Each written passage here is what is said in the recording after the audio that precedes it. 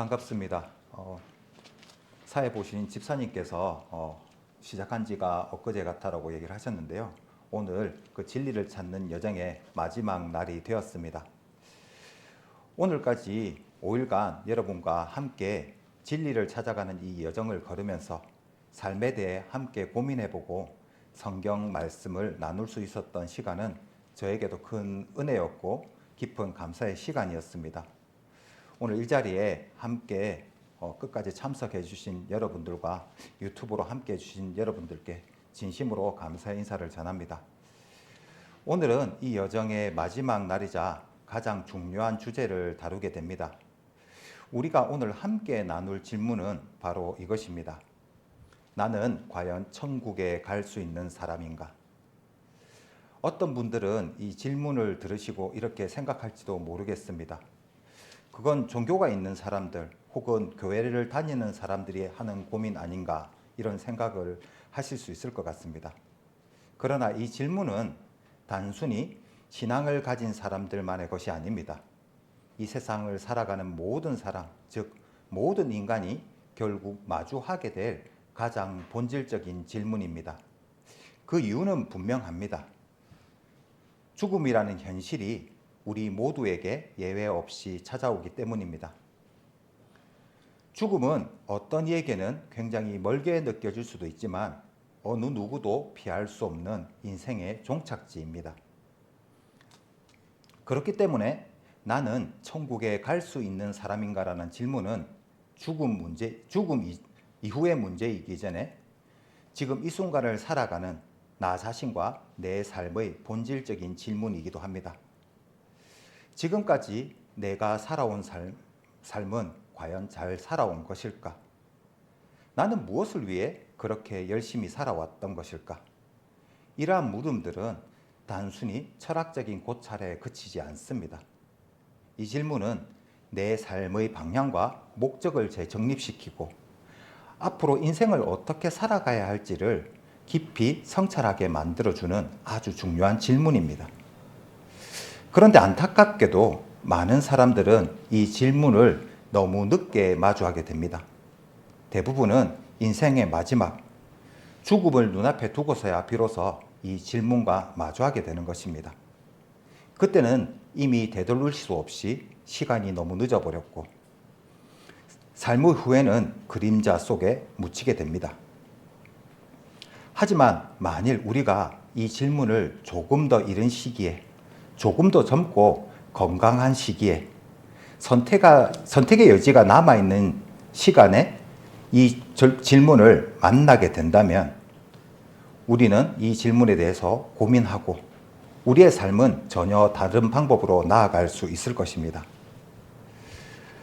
혹시 이런 생각을 해보신 분이 계신가요? 어느 날 갑자기 내가 세상을 떠나게 된다면 그동안 그렇게 바쁘게 살아왔던 내 인생은 과연 무슨 의미가 있을까요? 돈을 벌고 성공을 위해 앞만을 보고 달려왔지만 결국 죽음 앞에서는 아무것도 가져갈 수 없는데 왜 나는 그토록 열심을 내며 살아왔던 것일까요?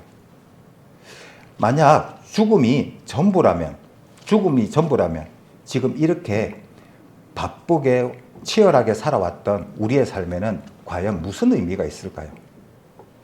이러한 질문들은 누구에게나 자연스럽게 찾아오는 인간적인 물음입니다. 살아가는 동안에는 바쁜 일상 속에 밀려서 잠시 잊고 살기도 하지만 인생의 어느 고요한 순간, 예를 들자면 병실에 누워있게 되거나 사랑하는 사람을 떠나보낸 뒤에 혹은 혼자 깨어있는 깊은 밤, 이런 질문들은 조용히 우리 마음을 두드리고 다가오기도 합니다. 그리고 그 순간 우리는 스스로에게 묻습니다. 나는 정말 잘 살고 있는 것일까? 나는 결국 죽으면 어디로 가게 되는 것일까? 나는 과연 천국에 갈 수 있는 사람인가? 오늘 이 시간 우리는 이 질문을 외면하지 않고 함께 마주해보고자 합니다. 그리고 그 해답을 사람의 생각이나 이론이 아닌 하나님의 말씀인 성경에서 찾고자 합니다. 우리는 오늘 성경을 통해서 삶의 진정한 목적이 무엇인지, 죽음 이후에 무엇이 기다리고 있는지, 그리고 천국과 구원에 대한 분명한 해답이 무엇인지를 함께 살펴보게 될 것입니다. 부디 이 시간이 여러분의 인생에 있어서 가장 의미 있는 전환점이 되기를 소망합니다. 한 사람이 있었습니다. 어릴 적부터 열심히 공부도 했고 명문 대학에 들어갔습니다. 좋은 직장에 취직을 했고 결혼도 했습니다. 아이도 낳고 집도 사고 차도 바꾸고, 주위 사람들은 그 사람을 보고 모두 이렇게 말했습니다. 야, 저 사람 진짜 성공했다. 그런데 어느 날 밤 그 사람은 잠을 이루지 못했습니다. 창밖을 멍하니 바라보다가 문득 이런 생각이 머릿속을 스쳐 지나갔습니다. 나는 누구지? 정말 내가 원했던 것은 뭐였지? 내가 죽으면 지금까지 이룬 모든 것들이 무슨 의미가 있을까? 그날 이후 그는 설명할 수 없는 깊은 공허감에 빠져들었습니다. 여러분, 이 이야기가 누군가의 특별한 경험이 아닙니다. 사실 많은 현대인들이 겉으로는 멀쩡한 삶을 살고 있는 것처럼 보여도 속으로는 이런 내면의 침묵을 경험하고 있습니다. 성공은 했지만 여전히 행복하지 않은 삶. 열심히 달려왔지만 어느 순간 목적이 사라진 삶. 겉으로 보기에는 괜찮은데 속이 텅 빈 삶. 성경은 이런 인생을 이렇게 말하고 있습니다. 전도서 말씀을 찾겠습니다. 구약성경 전도서 1장 2절 말씀입니다.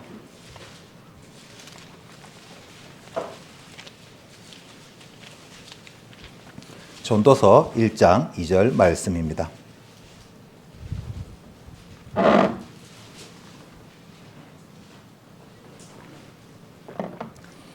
찾으셨으면 이 구절을 함께 읽도록 하겠습니다. 전도자가 가로되 헛되고 헛되며 헛되고 헛되니 모든 것이 헛되도다. 지혜자 솔로몬은 세상의 모든 것을 다 누려본 사람이었습니다. 부귀영화, 쾌락, 지식, 권력까지 어느 하나 빠짐없이 누려본 사람입니다. 모든 것을 다 누려본 그가 인생의 끝자락에서 내린 결론은 단 하나였습니다. 다 헛되다. 왜일까요? 왜 사람은 아무리 많은 걸 이루어도 결국 만족하지 못하는 것일까요? 그 이유는 의외로 단순합니다. 우리는 원래 하나님의 관계 안에서 의미를 찾도록 지음을 받은 존재이기 때문입니다. 하나님이 없이 사는 삶은 전원이 빠진 TV와 같고 연료가 다 떨어진 자동차와 같고 주소가 적혀 있지 않은 편지와도 같습니다. 겉으로는 멀쩡해 보이지만 그 안에는 방향도 없고 동력도 없고 목적도 없습니다. 그래서 성경은 우리에게 이렇게 묻고 있습니다. 너는 누구냐? 너는 어디에서 왔으며 지금 어디를 향해 가고 있느냐? 이 질문에 대답을 하지 못한 채 살아가는 인생은 마치 잘못된 길을 달려가는 자동차와 같습니다. 하루하루는 정말 바쁘고 정신없이 살아가는데 사실 목적지도 모른 채 표류하는 배처럼 그저 흘러가고 있는 것은 아닐까요? 이제 우리가 해야 할 일은 우리 인생의 내비게이션을 잠시 멈추고 방향을 점검해 보는 것입니다. 지금까지 내가 살아온 인생, 그 방향은 과연 맞는지, 내가 정말 천국을 향하고 있는 것인지, 아니면 그냥 세상 속에 묻혀 살다가 그냥 끝나버릴 인생으로 살아가고 있는 것은 아닌지, 이 질문과 정직하게 마주하는 것이 오늘 이 시간 우리가 함께 시작해야 할 여정의 첫 걸음입니다. 여러분, 천국에 갈 수 있는 사람은 어떤 사람들일까요? 하나님의 진리를 모르는 사람들이 이 질문을 들으면 대부분 이렇게 생각하실 겁니다. 착하게 산 사람 아닐까요? 남에게 피해도 안 주고 성실하게 살아온 사람이라면 천국에 갈 수 있지 않을까요? 종교가 뭐든 간에 진심으로 선하게 살았다면 천국에 갈 수 있을 것 같아요. 이 말들 얼핏 들으면 다 맞는 말처럼 들립니다. 우리 사회가 추구하는 도덕적 기준이나 일반적인 상식과도 결코 어긋나지 않습니다. 하지만 여기에는 한 가지 결정적인 중요한 요소가 빠져 있습니다. 바로 누가 천국의 기준을 정했는가입니다. 만약 착하게 사는 것만으로 천국에 갈 수 있다면 우리는 질문을 바꿔야 합니다. 어딜까지가 착한 것일까요? 하루에 욕을 몇 번까지 하면 괜찮은 것일까요? 작은 거짓말은 허용이 되는 것일까요? 겉으로 괜찮지만 마음으로 누군가를 미워했다면 그건 제가 되지 않을까요? 또한 스스로 양심적으로 살았다고 말하는 이들조차 자신의 삶이 전적으로 흠이 없다고 완벽했다고 말할 수 있을까요? 천국에 대해 말씀을 드리니까 어떤 분이 저에게 이런 얘기를 했습니다. 저는 사람을 한 번도 죽인 적도 없고 도둑질도 한 번도 안 했습니다. 감옥에 간 적도 없고 사회적으로도 평범하게 살았습니다. 그러니까 천국에 갈 수 있을 거라 생각을 합니다. 이 말은 세상의 기준으로 보면 참으로 타당해 보이는 말입니다. 그 정도라면 착한 사람이라고 평가받기에 충분할 수 있습니다. 그러나 오늘 우리가 이 시간 바라봐야 할 기준은 사람의 기준이 아니라 하나님의 기준입니다. 왜냐하면 천국은 하나님의 나라이기 때문입니다. 그 나라는 하나님이 다스리시는 곳이기에 그 나라에 들어가는 기준 또한 하나님께서 정해야 옳지 않겠습니까? 그렇다면 하나님의 기준은 무엇이겠습니까? 사람들이 말하는 착함과 하나님께서 말씀하시는 거룩함은 전혀 다른 차원의 것입니다. 우리는 세상 기준에 너무 익숙해서 상대적인 비교를 통해서 선함을 평가합니다. 그러나 하나님께서는 완전한 의, 곧 죄가 없으신 하나님의 거룩한 기준에 이르러야 된다고 말씀을 하고 있습니다. 그래서 이사야서 64장 6절에 이렇게 기록을 하고 있습니다. 무릇 우리는 다 부정한 자 같아서 우리의 의는 다 더러운 옷 같으며. 하나님 앞에서 인간은 완전할 수가 없습니다. 그 누구도 스스로 선함으로 하나님 앞에 설 수도 없고 하나님의 그 완전하신 거룩함 앞에서는 가장 선한 사람조차도 부족할 수밖에 없습니다. 그렇다면 과연 누가 천국에 들어갈 수 있을까요? 이제 우리는 이 질문에 대한 답을 사람의 감정이나 생각이 아니라 하나님의 말씀에서 찾아야 할 것입니다. 그리고 성경은 분명하게 천국에 들어갈 수 있는 기준과 조건을 말씀하고 계십니다. 성경에는 우리에게 깊은 통찰을 주는 한 가지 흥미로운 이야기를 기록하고 있습니다. 어느 날 한 청년이 예수님께 나와 정중하게 질문을 합니다. 신약 성경 마태복음을 찾도록 하겠습니다. 마태복음 19장 말씀입니다.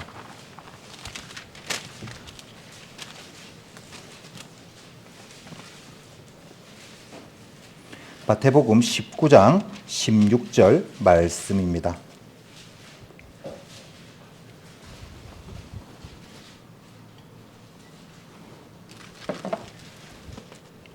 어떤 사람이 주께 와서 가로되 선생님이여 내가 무슨 선한 일을 하여야 영생을 얻으리이까.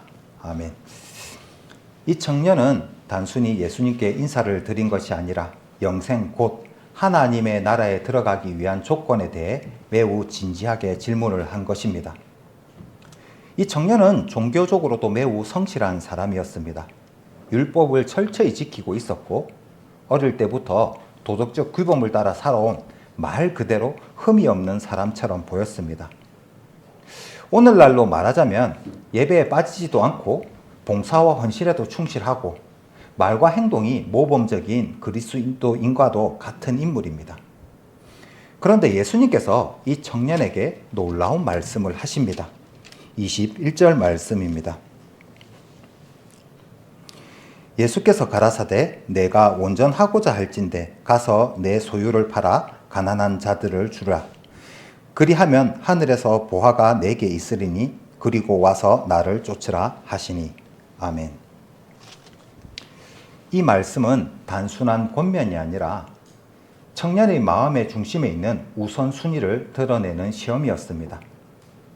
예수님은 그가 단지 착한 삶을 사는 것으로 천국에 이를 수 없고 하나님을 가장 귀하게 여기며 전적으로 신뢰하는 마음이 있어야 한다는 것을 말씀하고 있는 것입니다.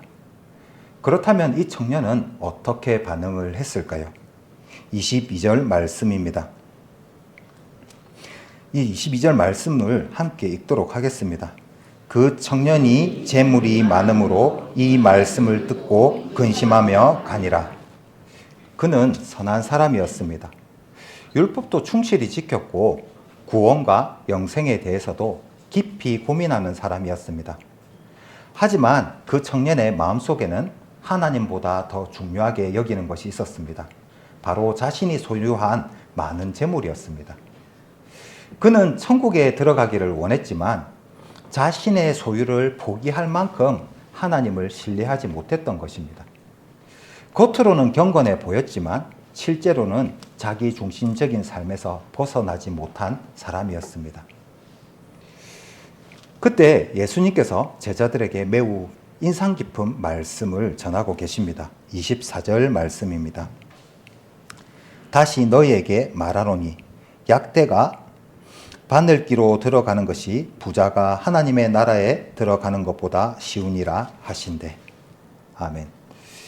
이 말씀은 단순히 부유한 사람은 천국에 들어갈 수 없다는 의미가 아닙니다. 여기서 말하는 부자는 물질적인 풍요를 누리는 자만을 지칭하는 것이 아니라 자기의 능력과 공로를 의지하고 자신의 기준에 따라 스스로 옳다고 여기는 자를 포함합니다. 다시 말해서 나는 잘하고 있어. 나는 남들보다 괜찮은 사람이야. 내 방식대로만 살면 충분해. 이러한 생각으로 하나님을 의지하지 않고 스스로 만족하며 살아가는 사람들, 바로 그런 사람들이 부자 청년의 모습 속에 담겨 있는 것입니다. 겉으로는 신앙이 있어 보이고 삶의 모습도 단정하고 착해 보일 수 있습니다. 하지만 예수님께서는 그 마음의 중심을 꿰뚫어 보셨습니다. 그리고 말씀하셨습니다. 하나님을 전적으로 신뢰하지 않는 사람은 결국 천국에 이를 수 없다고 말입니다. 하나님께서 정하신 천국의 기준은 사실 굉장히 단순합니다. 그런데 동시에 충격적일 만큼 그 기준이 높습니다. 예수님은 이렇게 말씀하고 계십니다. 마태복음을 찾으셨으니까 앞으로 가서 5장 말씀을 찾겠습니다. 5장 48절 말씀입니다. 마태복음 5장 48절 말씀입니다.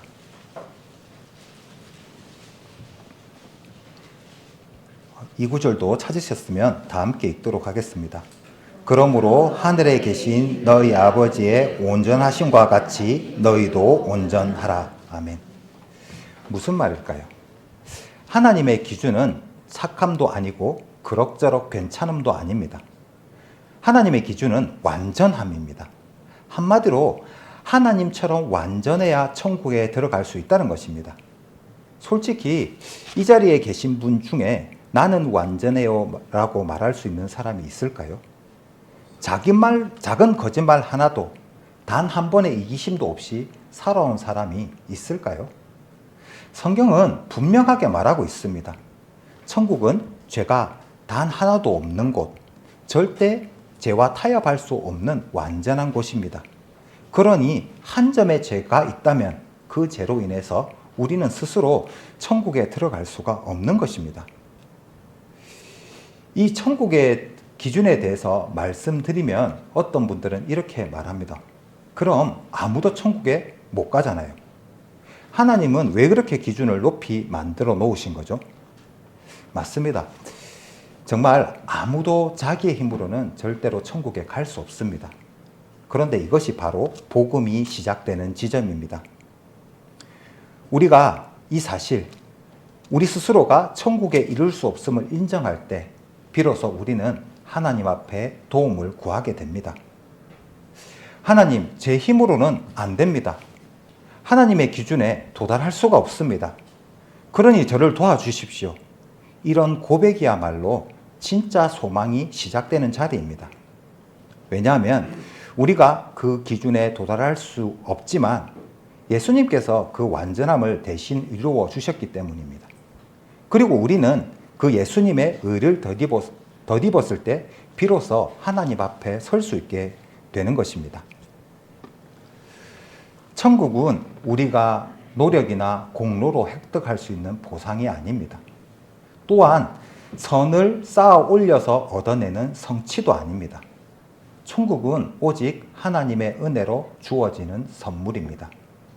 우리는 그 은혜를 값없이 받았습니다. 그러나 이 은혜가 아무런 대가 없이 쉽게 주어진 가벼운 선물은 결코 아닙니다. 은혜라고 해서 하나님은 그저 좋은 분이시니까 내가 어떻게 살아도 괜찮겠지라고 여겨도 되는 것일까요? 절대로 그렇지 않습니다. 왜냐하면 하나님께서 우리에게 베풀어 주신 이 은혜는 예수 그리스도의 생명이라는 가장 고귀한 대가가 지불된 은혜이기 때문입니다. 그리스도께서 십자가 위에서 자신의 생명을 내어 주심으로 우리에게 주어진 이 구원은 가장 거룩하고도 값비싼 은혜입니다. 그렇기 때문에 천국은 단순히 착하게 살았는가로 결정되는 가벼운 문제가 아닙니다. 도덕적으로 괜찮은 삶을 살았다고 해서 하나님의 나라에 들어갈 수 있는 자격이 주어지는 것도 아닙니다. 핵심은 여기에 있습니다. 나는 하나님의 거룩한 기준에 도달할 수 있는 존재인가? 그리고 그 기준에 도달하지 못한 나를 대신해서 구원해 줄 분은 누구인가? 성경은 이 질문에 대해 아주 명확하게 말씀을 하고 있습니다. 로마서 3장 23절에 모든 사람이 죄를 범하였음에 하나님의 영광에 이르지 못하더니, 우리는 이 진리를 찾는 여정의 초입부터 죄가 무엇인지, 인간이 어떻게 하나님과 멀어졌는지를 살펴보았습니다. 하나님을 떠나서 하나님과 관계없이 자기 마음대로 살아가던 삶, 그것이 바로 성경이 말하는 죄의 본질입니다. 그리고 그런 상태에 있는 우리를 하나님의 완전하신 거룩함, 그런 상태에 있는 우리는 하나님 앞에, 거룩함 앞에 설 수 없는 존재들이 되었습니다. 그 누구도 예외가 없습니다. 그렇기 때문에 우리가 바라봐야 할 천국은 그저 공짜가 아니라 하나님의 생명값으로 주어진 천국의 은혜를 바라봐야 하는 것입니다. 값없이 주어졌지만 결코 값싼 은혜가 아닙니다. 이제 우리는 이 복음 앞에서, 이 은혜 앞에서 스스로에게 묻지 않을 수가 없습니다. 나는 이 은혜를 진심으로 받은 사람인가? 나는 예수 그리스도의 생명으로 구원받은 사람인가? 그리고 이 질문 앞에서 정직하게 서는 것이 오늘 우리에게 요청이 되는 믿음의 시작입니다. 진정한 믿음은 자신을 바라보는 것이 아니라 자신을 대신하여 십자가를 지신 예수 그리스도를 바라보는 것에서 출발을 합니다. 우리는 앞서 천국에 갈 수 있는 사람이 누구인가라는 질문 앞에 서 보았습니다. 하나님의 진리를 모르는 사람들은 이 질문에 대해 이렇게 생각한다고 말씀을 드렸습니다. 나는 그동안 나름대로 착하게 살아왔습니다. 남들에게 큰 피해를 준 적도 없고 도둑질이나 범죄를 저지른 적도 없습니다. 그 정도면 천국에 갈 자격이 되지 않을까요? 이러한 생각은 사람들 사이에서 상대적인 비교에 근거한 판단입니다. 인간의 눈으로 보았을 때 어떤 이는 선해 보이고 어떤 이는 그렇지 않아 보일 수 있습니다. 하지만 중요한 것은 하나님의 나라의 천국은 상대평가가 아닌 절대평가에 의해 결정된다는 사실입니다.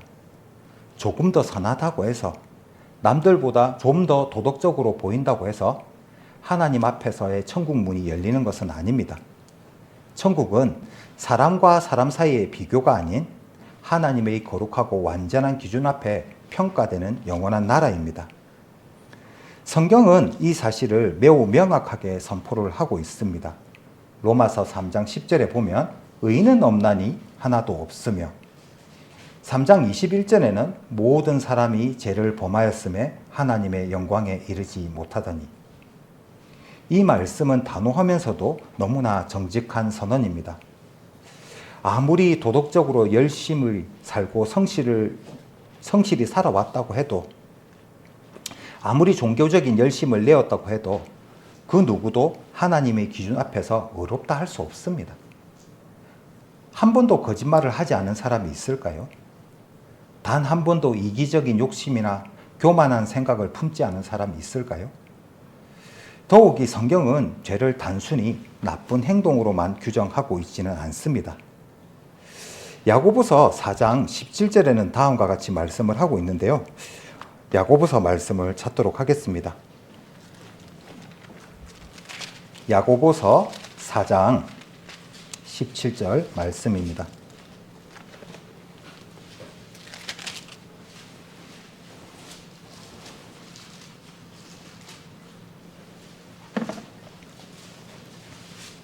야고보서 4장 17절 말씀입니다. 찾으셨으면 이 구절도 함께 읽도록 하겠습니다. 이러므로 사람이 선을 행할 줄을 알고도 행치 아니하면 죄니라. 아멘. 다시 말해서 죄는 반드시 어떤 행동을 해야만 성립되는 것이 아닙니다. 해야 할 선을 알고도 행하지 않는 것, 알면서도 외면하는 말과 태도, 양심에 꺼림칙했지만 무시하고 지나갔던 순간들, 이러한 마음의 죄 또한 하나님 앞에서는 죄로 여겨진다는 것입니다. 그렇게 우리는 누구도 예외가 될 수 없습니다. 사람은 아무리 노력하고 애쓴다고 할지라도 자신의 행위와 의로는 천국에 이룰 수 없다는 것, 이 사실은 분명하며 이 사실은 우리에게 두 가지 감정을 안겨주고 있습니다. 하나는 절망입니다. 그렇다면 나무는 아무리 애를 써도 천국에 갈 수 없는 존재인가? 그러나 이 사실은 동시에 또 다른 하나, 진정한 구원의 필요성을 깨닫게 하는 은혜의 자리로 우리를 인도를 합니다. 인간 스스로 구원을 이룰 수 없다는 사실은 우리를 오직 하나님의 은혜와 예수 그리스도의 구속으로 우리를 이끌어줍니다. 이제 우리는 다음과 같은 가장 중요한 질문 앞에 서야 합니다. 그렇다면 나는 어떻게 구원을 받을 수 있는가? 이 질문은 단지 이론적인 신학적인 물음이 아니라 인생과 영혼을 결정짓는 실질적이고도 절박한 질문입니다. 그리고 그 해답은 성경 속에 분명히 기록이 되어 있습니다. 앞서 천국에 들어가기 위한 기준이 완전함이라는 사실을 우리는 살펴보았습니다. 그렇다면 이제 우리는 한 가지 중요한 질문을 던지지 않을 수 없습니다. 과연 그 완전한 기준에 도달할 수 있는 사람이 이 세상에 존재할 수 있을까요? 이 질문을 조금 더 이해하기 쉬운 방식으로 설명을 드려보겠습니다. 가령 지금 이 자리에 계신 모든 분이 참여하는 멀리뛰기 경기를 연다고 가정을 해보겠습니다.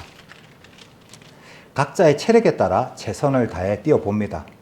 어떤 분은 1m를 뛰고 어떤 분은 3m를 뛰고 운동을 잘하시는 분은 한 7m 정도 뛸 수 있을 것입니다. 근데 만약에 우리가 도달해야 될 목표 지점이 10m, 20m가 아니라 저 태평양 건너에 있는 하와이라고 가정을 한다면 어떻게 될까요? 아무리 멀리 뛰어도 목표점에 도달하려고 노력해도 결코 도달할 수 없는 거리입니다. 실력이 좋은 사람은 다른 사람들보다 조금 더 멀리 도약할 수 있지만 결국 어느 누구도 목표점인 하와이에는 도달할 수 없습니다. 왜냐하면 그것은 인간의 능력으로 절대 도달할 수 없는 거리이기 때문입니다. 이 비유로 천국에 이르는 문제를 설명할 수 있습니다. 어떤 이는 도덕적으로 더 바르게 살았을 수도 있고 어떤 이는 선한 행위를 많이 하며 성실히 살아왔을 수도 있습니다. 그러나 아무리 인간적으로 멀리 나아간다 해도 하나님의 완전하신 거룩함 기준 앞에는 모두 다 미달입니다. 천국은 인간의 능력이 아니라 공의의 행위의 누적으로 도달할 수 있는 곳이 아닙니다. 천국의 문은 절대적인 거룩함과 의로움 아래 열리는 곳이고 그 누구도 자신의 노력으로 그 문 앞에 설 수는 없습니다. 이 사실은 우리를 절망하게 만들기 위해서 주어진 것이 아니라 하나님의 길, 하나님의 방법을 절실하게 깨닫기 위해서 주어진 진리입니다. 우리는 스스로의 힘으로 이룰 수 없는 그 기준 앞에서 하나님께서 열어주신 전혀 다른 길, 곧 은혜의 길을 바라봐야 하는 것입니다. 세상에는 수많은 종교들이 있고 서로 다른 방식과 교리를 가지고 있지만 놀랍게도 대부분의 종교는 한 가지 공통된 방향을 가지고 있습니다. 그것은 바로 인간이 신에게 다가가기 위한 시도라는 점입니다. 그래서 사람들은 선행을 하고 계율을 지키고 명상을 통해서 깨달음을 얻으려고 하고 공덕을 베풀고 자기 자신을 갈고 닦아서 신의 영역에 이르려고 노력을 합니다.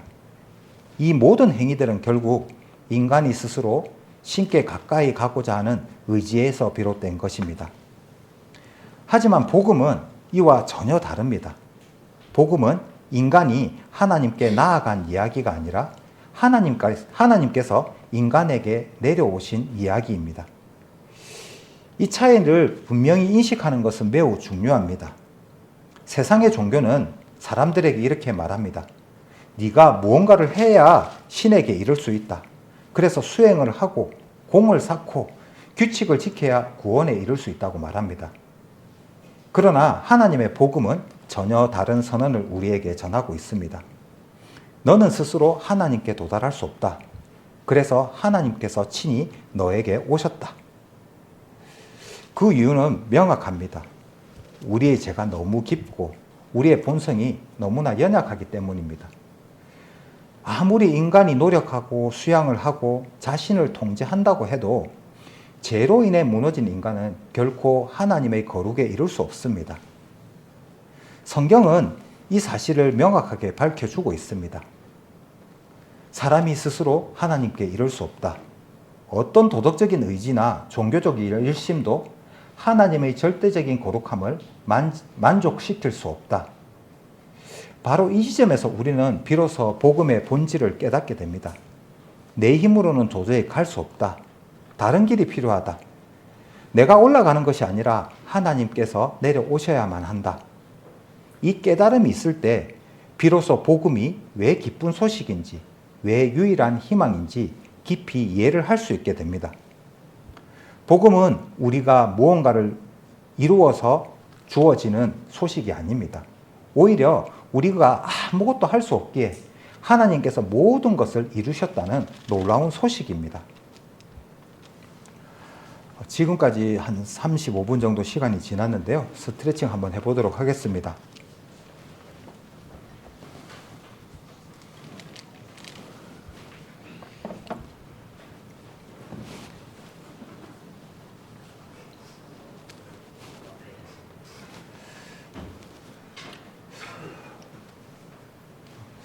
시작부터 한 35분 정도 우리는 복음의 그 진리의 중심에서 복음을 살펴보았습니다. 근데 이 중심에서 반드시 만나야 할 인물이 한 분 계십니다. 바로 그 이름은 예수 그리스도이십니다. 우리가 이미 함께 나누었던 3일차, 4일차 여정 가운데 예수님에 대해서 살펴본 바가 있습니다. 하지만 오늘은 그분이 어떤 분이시며 왜 이 땅에 오셨는지, 그리고 그분이야말로 천국에 이르는 유일한 길이심을 분명하게 선포하고자 합니다. 예수님은 단지 세계의 위대한 인물 중에 하나가 아닙니다. 세상 사람들이 흔히 말하는 4대 성인 중에 한 사람도 아니고 단지 크리스마스에만 기억되는 종교적인 인물이 아닙니다. 예수님은 우리가 결코 도달할 수 없었던, 앞에서 살펴보았던 하나님의 그 거룩한 기준을 완벽하게 이루신 분입니다. 그리고 그 기준에 이르지 못한 우리를 대신해서 우리에게 천국 문을 열어주고 계신 분입니다. 성경 요한복음 1장 14절에는 다음과 같이 기록을 하고 있습니다. 말씀이 육신이 되어 우리 가운데 거하심에.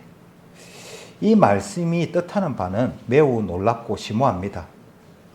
예수 그리스도는 단지 뛰어난 가르침을 전하는 스승이나 도덕적인 모범을 보인 성인이나 종교적인 권위를 가진 예언자가 아니라 하나님께서 인간의 몸을 입고 이 땅에 오신 분이라고 선언을 하고 있는 것입니다. 그렇다면 하나님이 왜 인간이 되어서 이 땅에 오셔야 했을까요? 성경은 그 목적을 고린도후서 5장 21절에서 분명히 밝히고 있습니다. 고린도후서 5장 21절 말씀을 찾도록 하겠습니다.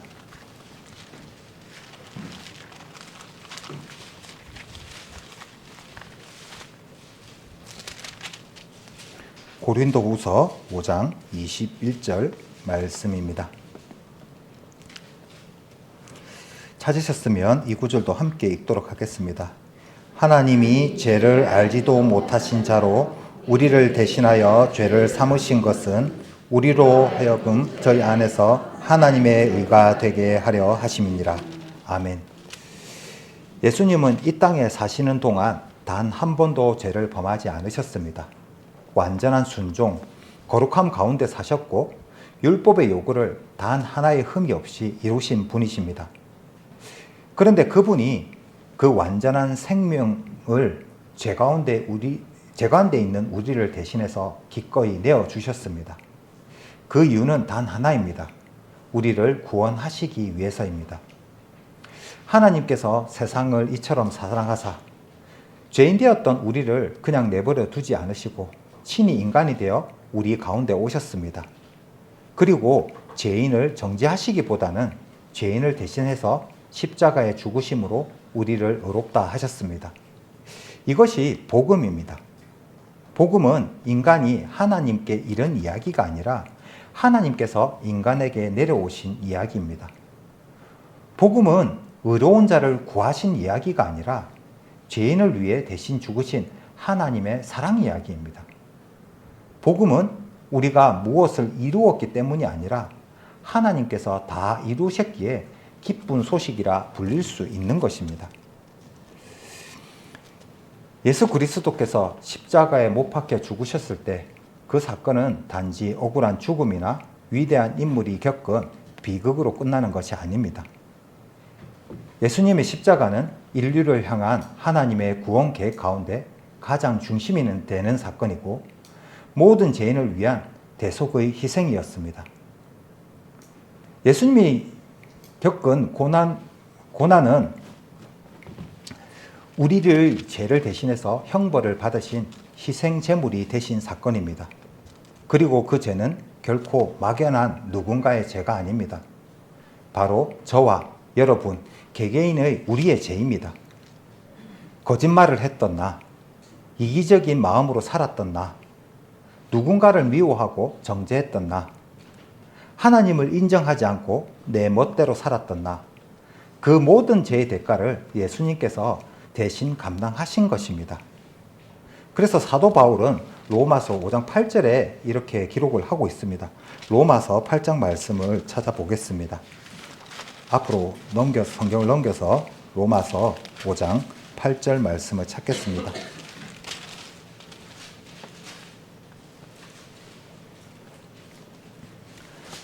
로마서 5장 8절 말씀입니다.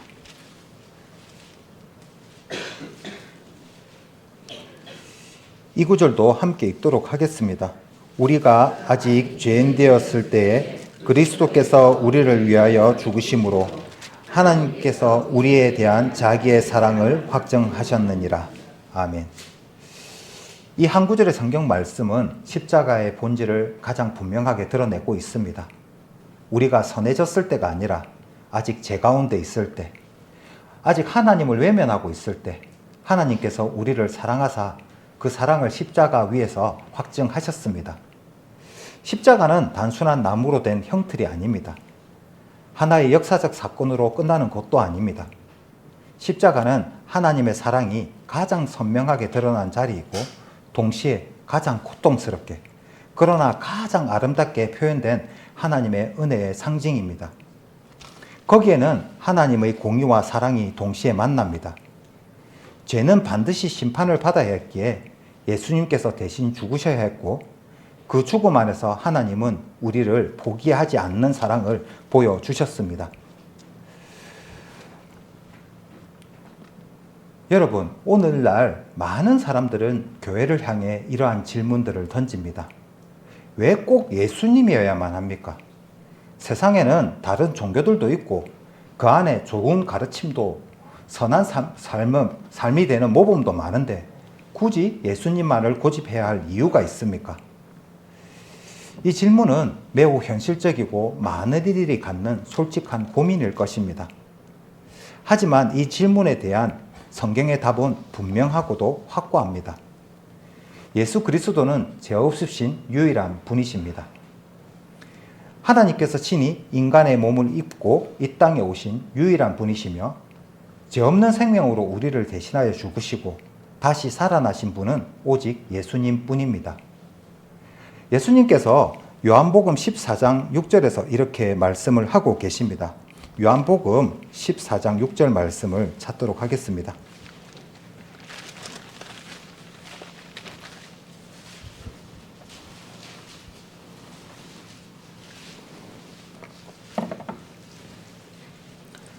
요한복음 14장 6절 말씀입니다. 찾으셨으면 이 구절도 함께 읽도록 하겠습니다. 예수께서 가라사대 내가 곧 길이요 진리요 생명이니 나로 말미암지 않고는 아버지께로 올 자가 없느니라. 아멘. 이 말씀은 단순히 다른 종교나 사상을 배척하기 위한 선언이 아닙니다. 이것은 하나님의 사랑이 가장 절실하게 드러난 진리의 선언입니다.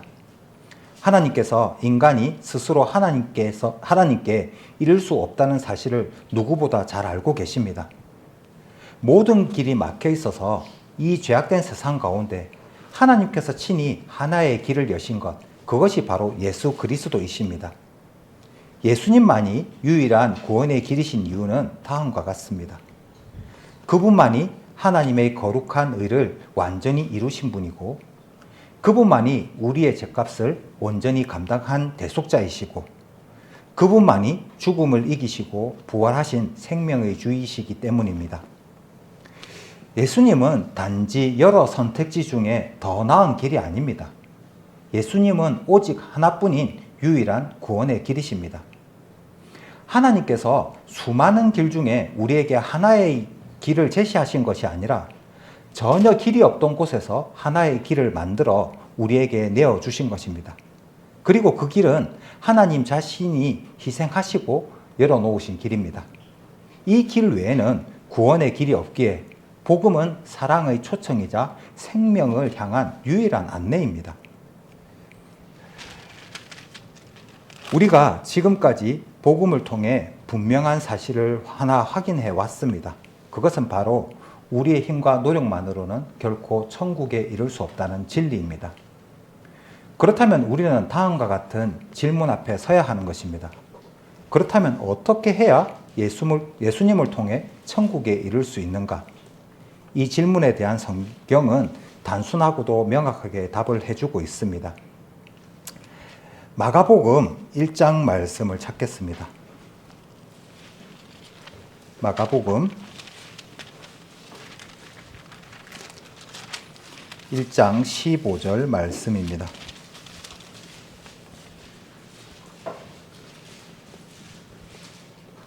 마가복음 1장 15절 말씀입니다.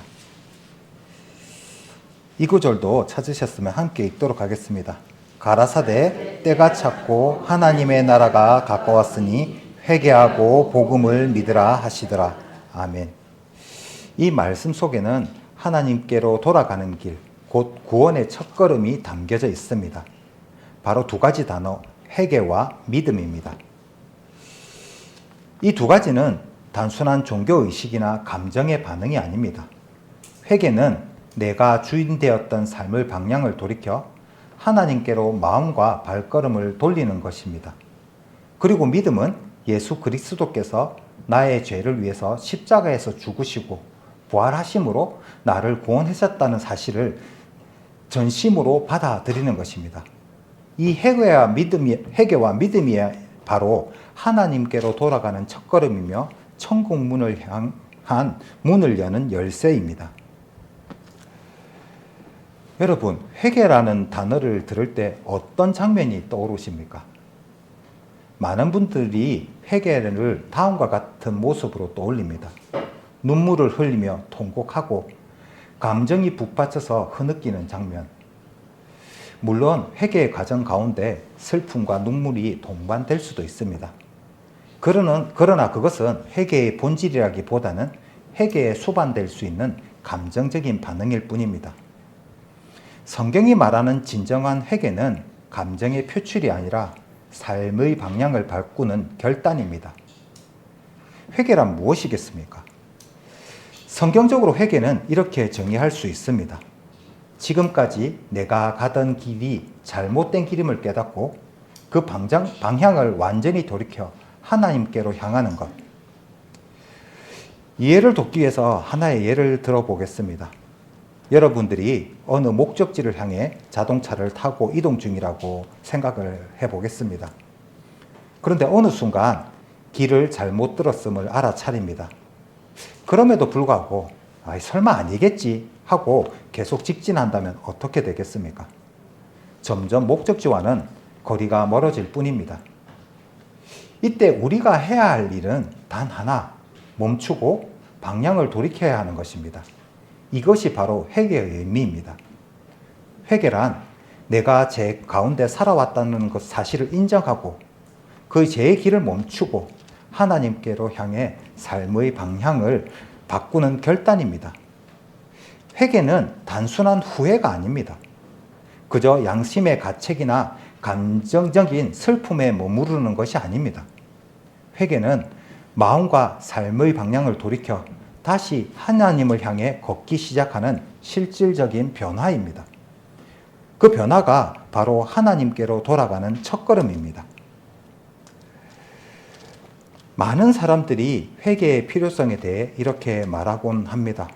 내가 뭘 그렇게까지 잘못했나요? 그 정도 실수는 누구나 하는 것이 아니겠습니까? 나는 그렇게 큰 죄를 짓지 않았습니다. 이러한 말들도 세상의 기준으로 보면 일리가 있어 보입니다. 도덕적으로도 비교적 잘 살아왔다면 스스로 나는 큰 잘못이 없다고 느낄 수도 있습니다. 그러나 성경은 그보다 더 명확한 기준을 제시하고 있습니다. 로마서 6장 23절에는 모든 사람이 죄를 범하였고 그 죄의 삭은 사망이라고 기록을 하고 있습니다. 여기서 중요한 것은 죄의 크기나 무게가 아니라 죄가 존재하느냐 존재하지 않느냐의 문제입니다. 하나님 앞에서 작은 죄든 큰 죄든 모두 죄가 되는 것이고 그 죄는 거룩하신 하나님과 인간 사이를 단절시키는 결정적인 원인이 됩니다. 조금 더 쉽게 설명을 해드리겠습니다. 여기 깨끗한 물 한 컵이 있습니다. 그런데 이 안에 한 방울의 독이 떨어졌다고 생각해 보겠습니다. 이 물이 여전히 깨끗하고 마실 수 있다고 말할 수 있겠습니까? 아무리 소량의 독이라고 할지라도 그 한 방울의 독 때문에 전체가 오염되고 더 이상 마실 수 없는 물이 된 것입니다. 죄도 마찬가지입니다. 우리 안에 작은 죄, 사소한 이기심, 가벼운 거짓말 말 한마디, 그런 것들이 하나님과 우리 사이를 가로막는 보이지 않는 벽이 됩니다. 그래서 회개는 단순한 선택이나 권장이 아니라 하나님과의 관계를 회복하고 화해하기 위해 반드시 필요한 필수적인 과정입니다. 회개는 단순히 잘못을 후회하는 감정이 아닙니다. 나는 이제 내 방식대로 살아왔던 삶을 멈추고 하나님의 뜻을 따라 살겠습니다. 이 같은 삶의 방향 전환에 대한 고백이 회개의 본질입니다. 회개는 하나님 앞에서 진실한 자기 인식이고 그 고백을 통해서 하나님과의 단절된 관계가 회복되는 첫걸음이 될 것입니다. 또 믿음이라고 하면 흔히 종교적인 감정이나 막연한 희망으로 오해되는 경우가 참 많습니다. 성경에 말하는 믿음은 단순한 느낌이나 기대가 아닙니다. 믿는다는 것은 단순히 입술로만 고백하려는 것을 넘어서 하나님께서 나의 죄를 대신하여 십자가에 죽으셨다는 사실을 마음 깊이 받아들이는 것입니다. 더 나아가서 그분만이 나의 유일한 구원자이시고 이제부터 내가 내 인생의 주인이 아니라 예수 그리스도께서 내 삶의 주인이 되신다는 사실을 받아들이는 것. 이것이 바로 복음을 믿는다는 참된 의미의 믿음입니다. 믿음은 단순한 동의가 아니라 삶의 중심을 바꾸는 본질적인 변화를 포함하는 것입니다. 성경에서 이를 잘 보여주는 대표적인 이야기가 어제 살펴보았던 누가복음 15장에 기록된 탕자의 비유입니다. 한 아들이 있었습니다. 그는 아버지에게 재산을 요구한 후에 먼 나라로 떠나 방탕한 삶을 살았습니다. 재산을 모두 탕진하고 주변 사람들도 잃고 결국 자존감까지 무너졌고 돼지우리에서 쥐염 열매조차 먹을 수 없는 처지에 이르게 된 것입니다. 그러던 어느 날 그는 마침내 스스로를 돌아보며 이렇게 고백을 합니다. 내 아버지 집에는 양식이 풍족한 품꾼이 얼마나 많은가. 나는 여기서 굶어 죽는구나. 그리고 그는 결단을 합니다. 이제 내가 아버지께로 돌아가야 되겠다. 바로 이 지점에서 회개가 시작이 됩니다. 자신의 죄를 깨닫고 결심하고 돌아서는 것, 이것이 진정한 회개와 믿음의 모습입니다. 그 후 성경은 매우 감동적인 장면을 묘사해 주고 있습니다. 아버지는 아직 멀리 있는 아들을 먼저 알아보고 달려나가 껴안고 입맞추고 기뻐합니다. 아들은 아버지, 제가 하늘과 아버지께 죄를 지었습니다. 하지만 아버지는 아들의 한 말에 대답하기도 전에 그가 돌아왔다는 사실만으로 기뻐하며 환대를 합니다. 여러분, 이것이 회개를 통해서 나아가는 우리를 하나님이 대하는 하나님의 마음입니다. 하나님은 회개하고 돌아오는 자를 결코 외면하지 않으십니다. 어떤 죄를 지었던 간에 돌아오기만 하면 하나님은 기쁘게 품으시고 회복시켜 주시는 분이십니다. 믿음이란 무엇이겠습니까? 방금 이야기에서의 탕자와 같이 회개하고 하나님 품으로 돌아가는 것입니다. 그 품은 정죄가 아닌 용서의 품이고 거절이 아닌 사랑의 품입니다. 만일 누군가 여러분에게 이렇게 묻는다면 어떻게 대답하시겠습니까? 당신은 지금 이 순간 죽어도 천국에 갈 수 있다고 확신을 하고 있습니까? 이 질문 앞에서 단호하고 확신에 찬 목소리로 네, 저는 확신합니다라고 대답할 수 있는 사람이 많으면 좋겠지만 실제로 그렇지는 않습니다. 아마 천국에 확신이 없는 많은 분들이 망설이며 이렇게 얘기할지도 모릅니다. 글쎄요, 잘 모르겠습니다. 지금은 하나님을 믿고 따르고 있는데 혹시 또 죄를 지으면 그때는 어떻게 되는 거죠? 한번 받은 구원도 나중에 잃어버릴 수 있는 것이 아닌가요? 믿음의 확신이 없는 사람들의 이 생각과 불안은 누구에게나 있을 수 있는 자연스러운 감정입니다. 우리는 연약하고 때때로 실수하고 죄를 범하기도 합니다. 그래서 구원에 대한 확신이 없이 불확실한 마음을 품게 되는 것입니다. 그러나 여러분, 성경은 구원에 대해 매우 분명하고도 확고한 진리를 우리에게 선포하고 있습니다. 히브리서 9장 말씀을 조금 찾도록 하겠습니다. 히브리서 9장 12절 말씀입니다.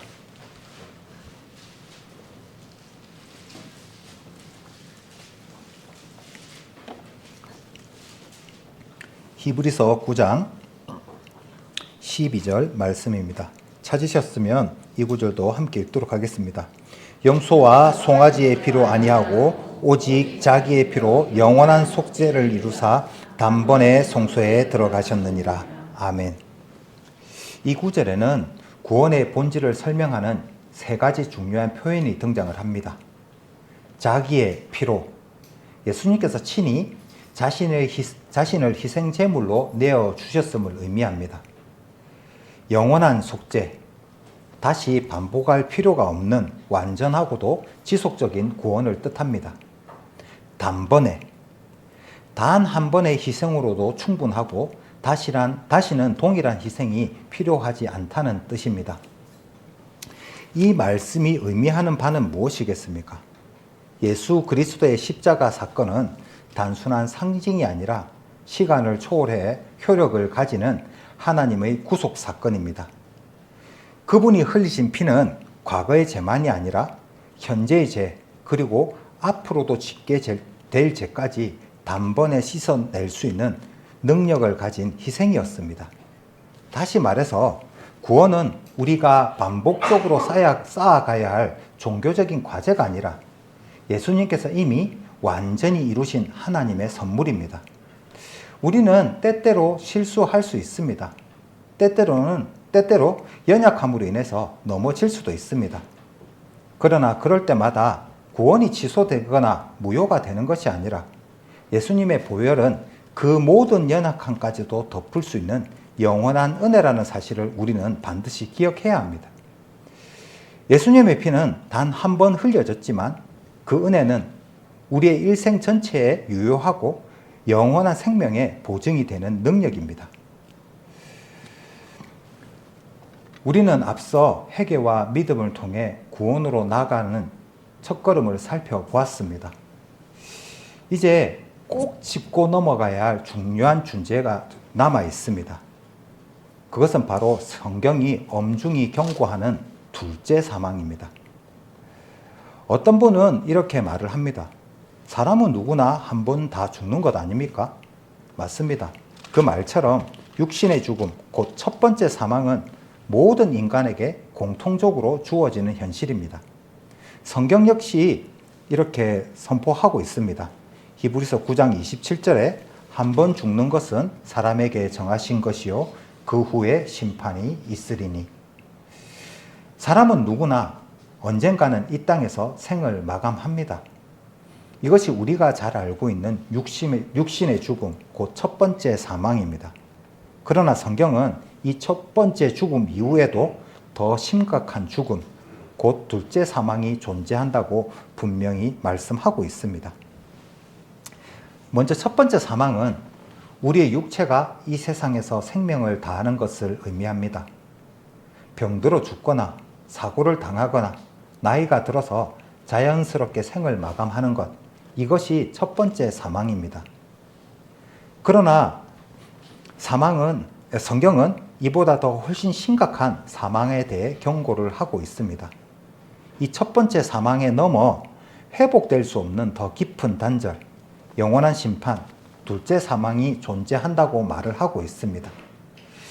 요한계시록에는 이렇게 기록을 하고 있습니다.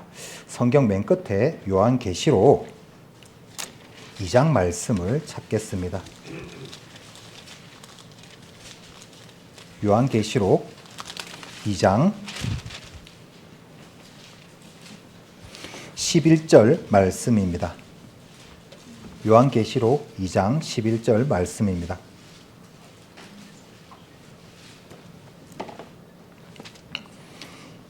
성경 구절을 찾았으면 이 구절도 함께 읽겠습니다. 귀 있는 자는 성령이 교회들에게 하시는 말씀을 들을지어다. 이기는 자는 둘째 사망의 해를 받지 아니하리라. 21장 8절 말씀도 찾겠습니다.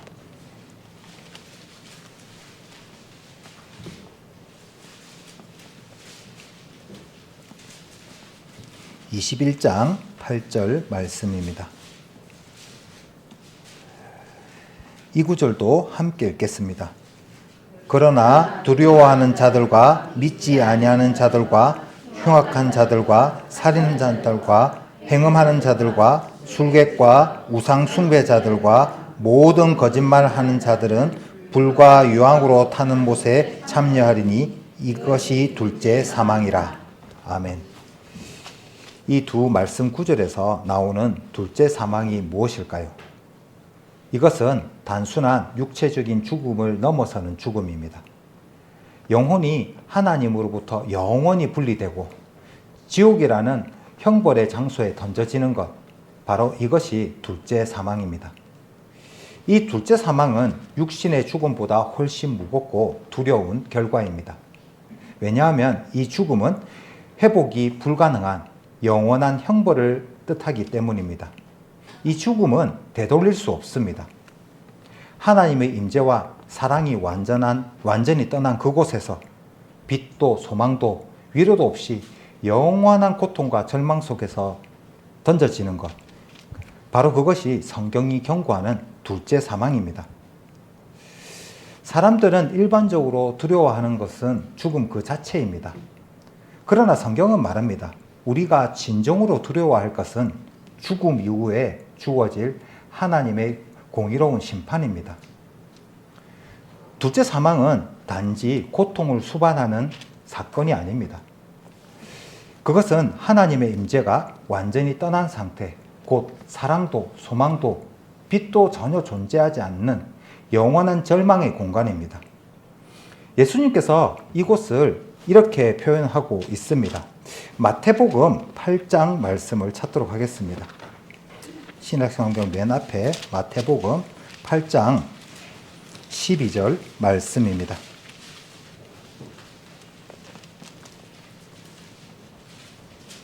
마태복음 8장 12절 말씀, 이 구절도 찾으셨으면 함께 읽겠습니다.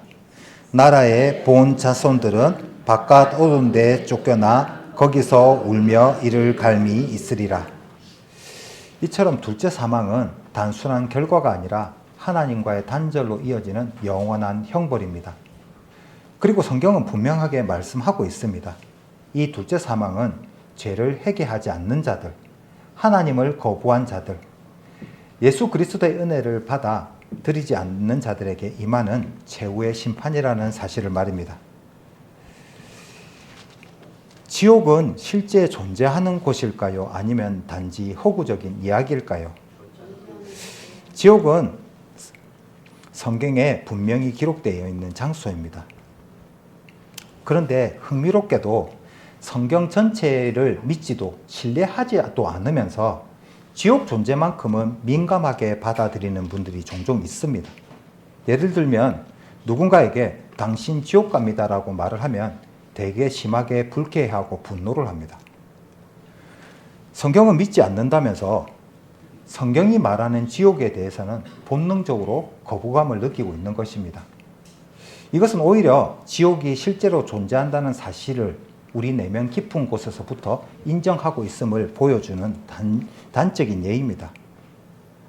많은 이들이 지옥에 대해서 단순히 상징이나 비유로 여기려고 합니다. 하지만 성경은 지옥을 결코 추상적인 개념으로 묘사하고 있지 않습니다. 지옥은 하나님의 심판이 실현되는 실제의 장소이고 하나님의 임재가 완전히 고도진 상태, 즉 소망도 평안도 생명도 존재하지 않는 영원한 형벌의 자리입니다. 더 주목할 점은 예수님께서 지옥에 대해 가장 많이 말씀하신 분이라는 사실입니다. 왜 예수님이 지옥에 대해서 반복적으로 말씀하셨을까요? 그것은 결코 우리를 겁주기 위함이 아니었습니다. 예수님은 우리가 결코 그곳에 이르지 않기를 원하셨기 때문에 지옥에 대해서 반복적으로 경고를 하신 것입니다.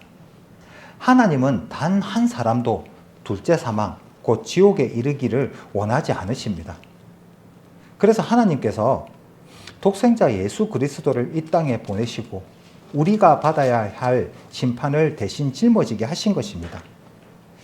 예수님의 십자가는 바로 그 하나님의 사랑의 절정이고 지옥이 아닌 영원한 생명의 길로 우리를 인도하려는 구원의 길입니다. 이것이 복음입니다. 죄로 말미암아 마땅히 둘째 사망에 이를 수밖에 없는 우리를 하나님께서 건져내시기 위해서 친히 희생하신 그 사랑이 오늘 우리 앞에 생명의 길로 놓여 있습니다. 성경은 분명하게 말하고 있습니다. 다시 요한계시록 20장으로 한번 가보겠습니다. 요한계시록 20장 15절 말씀입니다.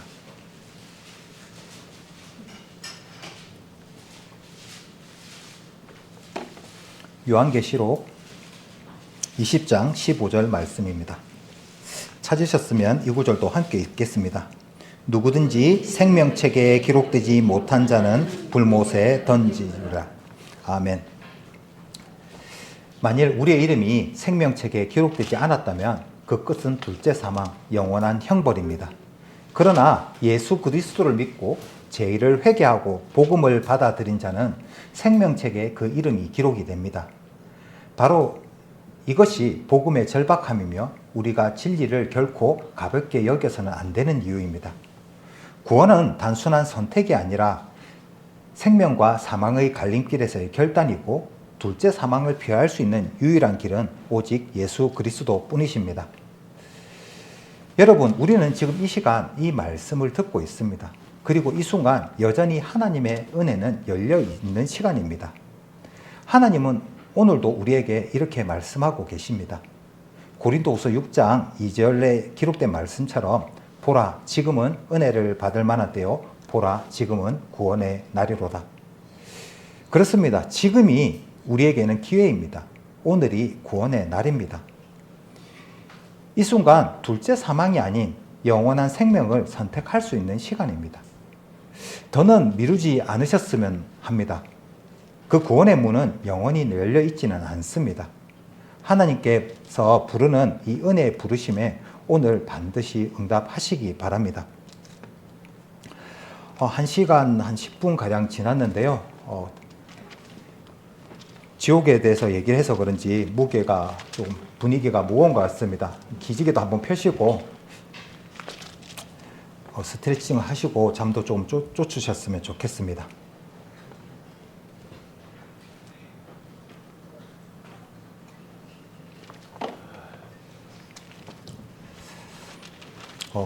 조금 밝은 천국 얘기를 조금 해보겠습니다. 혹시 천국이라는 말을 들으시면 어떤 장면이 떠오르십니까?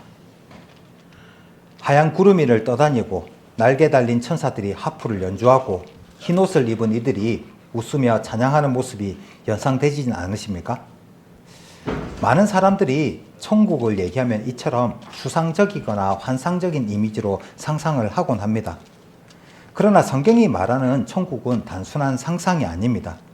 천국은 실제로 존재하는 하나님의 나라이고 하나님께서 친히 통치하시며 구원받은 성도들이 실제로 거하게 될 영원한 초소입니다. 요한계시록 21장 3절 4절에 보면 천국에 대한 놀라운 말씀이 기록이 되어 있습니다. 하나님의 장막이 사람들과 함께 있음에 하나님이 그들과 함께 거하시리니 모든 눈물을 그 눈에서 닦아주시니 다시는 사망이 없고 애통하는 것이나 곡하는 것이나 아픈 것이 다시 있지 아니하리니. 이 말씀은 우리에게 천국의 본질을 명확하게 보여주고 있습니다. 천국은 무엇보다 하나님께서 친히 함께 하시는 곳입니다. 그분의 얼굴을 직접 뵙고 그분의 임재 안에서 영원히 거하며 그분의 사랑과 영광을 온전히 누리는 곳입니다.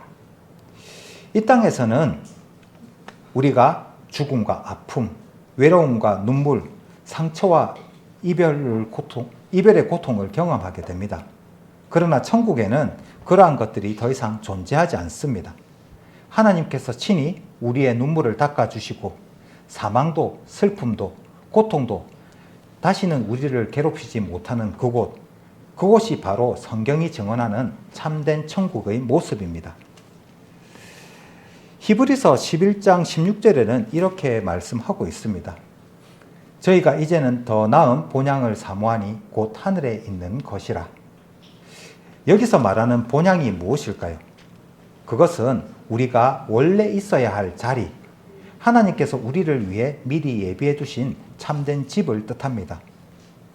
이 땅에서의 삶은 한순간 머무는 잠깐의 여정일 뿐입니다. 이 세상은 우리가 영원히 구할 곳이 아닙니다. 때로는 고되고 힘든 인생길처럼 느껴질지라도 그 길 끝에는 하나님이 예비하신 영원한 안식처, 우리의 진짜 집이 기다리고 있습니다. 그래서 천국을 소망하는 사람들은 눈앞의 고통이나 아픔 앞에서 완전히 무너지지 않습니다. 왜냐하면 우리는 알고 있기 때문입니다. 나는 여기가 끝나는 존재가 아니라 돌아갈 집이 있는 사람이다. 이 믿음이 우리의 삶을 지탱해주고 이 소망이 우리의 눈물을 닦아주고 영원한 하나님의 나라를 향한 발걸음을 멈추지 않게 해줍니다. 성경의 요한계시록을 보면 천국의 모습이 실로 아름답고 장엄하게 묘사가 되어 있습니다. 성금으로 된 길이 펼쳐져 있고 보석으로 된 성벽이 세워져 있고 그 중심에 생명수의 강이 흐르고 생명나무에는 12가지 열매가 맺는다고 기록이 되어 있습니다. 이 묘사가 문자적인 표현인지 상징적인 의미를 담고 있는지에 대한 신학적인 다양한 해석이 있다고 말하기도 합니다. 그런데 성경이 우리에게 전하고자 핵심은 이것입니다. 천국은 인간의 언어로 다 담을 수 없을 만큼 아름답고 완전한 곳이다. 지금 우리가 가장 아름답다고 여기는 풍경, 가장 편안하다고 느끼는 공간보다 훨씬 더 영광스럽고 완전한 기쁨이 충만한 곳, 슬픔도 고통도 눈물도 더 이상 존재하지 않는 영원한 생명과 기쁨의 나라, 그곳이 바로 천국입니다.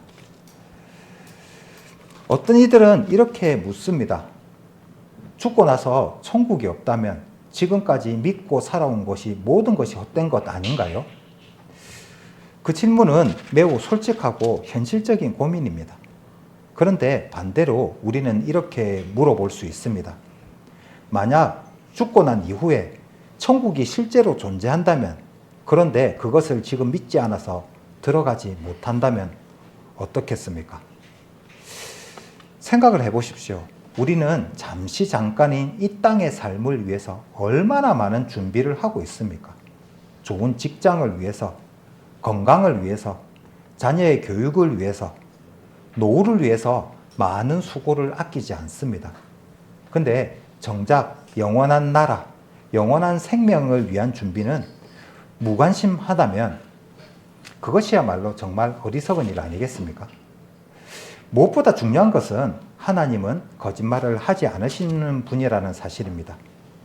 그분은 천국이 실제하는 약속된 나라임을 말씀하고 계시고 지금도 그 문은 열려 있습니다. 믿는 자마다 누구든지 그 나라에 들어갈 수 있도록 예수 그리스도를 통해서 그 문을 열어주고 계십니다. 사람들은 자주 약속을 어깁니다. 실제로 바쁜 일상 속에서 혹은 마음이 바뀌었기 때문에 우리는 종종 약속을 어깁니다. 그래서 우리는 이렇게 말하곤 합니다. 세상에 믿을 사람 하나 없다. 하지만 하나님은 전혀 다르십니다. 하나님은 약속하신 바를 반드시 이루시는 분입니다. 사람들은 상황에 따라 말이 쉽게 변합니다. 처음에는 약속을 해놓고도 시간이 지나면 생각이 바뀌고 결국엔 그 약속을 지키지 못하는 일이 너무나 흔합니다. 그러나 하나님은 변하시지 않으시는 분입니다. 히브리서 10장 23절에는 이렇게 말씀을 하고 있습니다. 또 약속하신 이는 미쁘시니 우리가 믿는 도리의 소망을 움직이지 말고 굳게 잡고. 미쁘시다는 말은 신실하다, 변함이 없으시다, 반드시 지키신다는 뜻입니다. 한번 약속하신 것을 잊어버리거나 흐지부지 넘어가는 일이 없으십니다. 그분은 말씀하시는 것을 반드시 지키시는 분입니다. 세상이 아무리 바뀌고 우리의 상황이 아무리 달라져도 하나님의 약속은 절대로 흔들리지 않습니다. 그리고 중요한 사실이 하나 있습니다. 하나님의 이 약속은 지금 이 순간 여러분에게도 유효하다는 것입니다. 그렇다면 하나님께서 우리에게 어떤 약속을 해 주셨을까요? 로마서 10장 말씀을 찾도록 하겠습니다.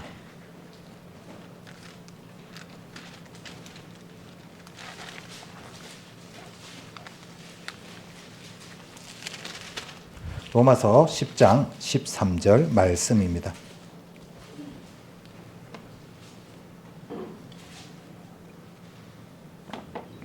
이 구절도 찾았으면 함께 읽도록 하겠습니다. 누구든지 주의 이름을 부르는 자는 구원을 얻으리라. 아멘.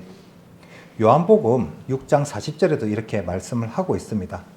내 아버지의 뜻은 아들을 보고 믿는 자마다 영생을 얻는 이것이니 마지막 날에 내가 그를 다시 살리리라. 이 말씀들은 단순한 종교적인 문구나 위로의 표현이 아닙니다. 온 세상을 창조하신 하나님께서 친히 하신 결코 변하지 않는 약속의 말씀입니다. 더욱 놀라운 사실은 이 약속에는 어떠한 조건도 요구되지 않는다는 점입니다.